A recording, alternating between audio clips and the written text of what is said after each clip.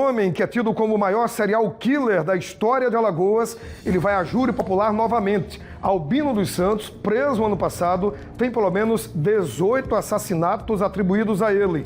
Bruno Protásio está ao vivo no Fórum de Maceió e traz pra gente agora mais detalhes de mais um júri. É o segundo dele só esse ano. Bruno, quem foi a vítima, é com você.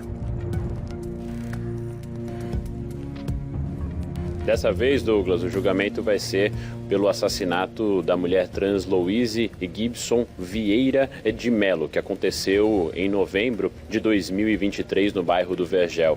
Ela voltava para casa depois da escola, percebeu que estava sendo seguida, pediu ajuda, inclusive, companhia de uma amiga para ir até a residência, no momento em que elas perceberam que o carro que a seguia não estava mais por perto. Elas achavam então que ele tinha ido embora, mas depois a Louise foi surpreendida e foi assassinada a tiros.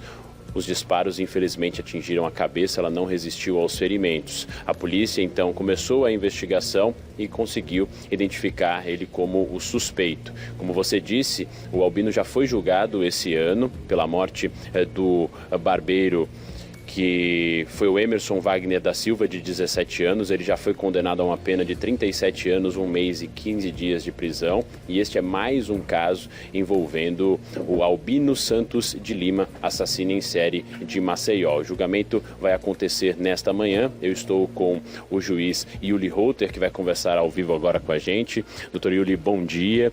Hoje, qual é a previsão para o início do julgamento e como vai ser esse processo? Há um número de testemunhas definidas para o júri popular? Sim, o julgamento deve começar por volta das 9 horas da manhã.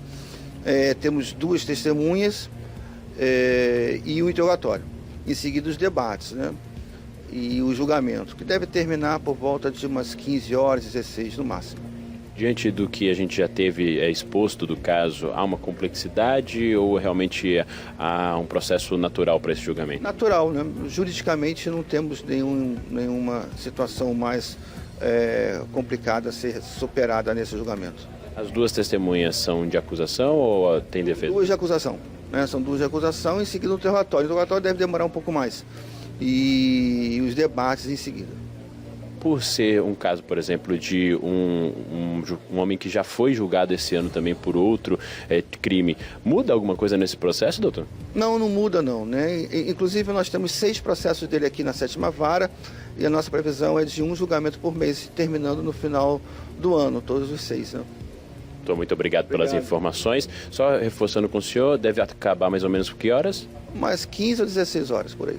Muito obrigado, bom trabalho do senhor. A gente vai continuar aqui, Douglas, acompanhando o julgamento. Daqui a pouco o promotor de justiça deve chegar, também o representante da defesa do Albino também deve estar por aqui. E nós vamos buscar outras informações ao longo da nossa programação.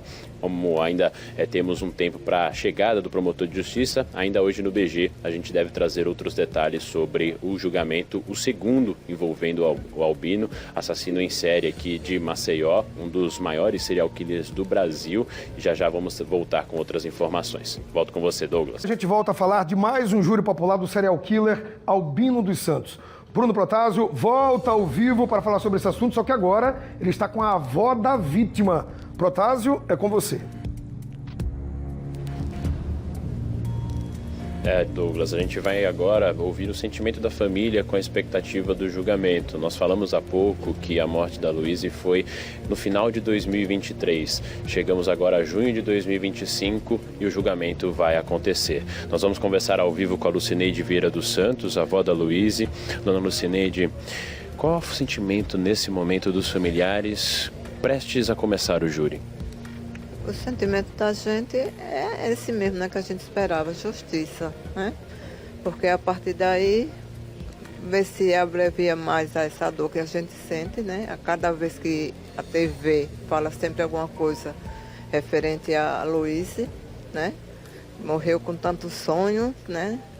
Não tinha maldade no coração. A perca continua dolorosa. A gente sabe que não vai ter ela mais de volta, mas de certa forma vai ser um alívio. Ver esse cara pagar por mais um crime. Ela não merecia, entendeu? Como era a sua neta no dia a dia? Ela era uma pessoa do bem. Tinha defeito como todo mundo, mas era uma menina que passava o dia tranquilamente em casa, né? Como vocês já sabem, ela era trans, mas ela, quando completou 18 anos, ela retificou todas as alimentação dela, registro.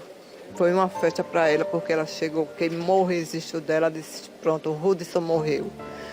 E não aceitava, não gostava que ninguém chamasse ela pelo nome masculino, sempre Louise. Mas era uma pessoa calma, até não pisasse no pé dela, né? Mas era uma pessoa tranquila. Estava estudando, tinha planos para a vida dela de terminar os estudos, que seria em março, né? Ela morreu em dezembro, não chegou a concluir. É isso. É uma pessoa do bem.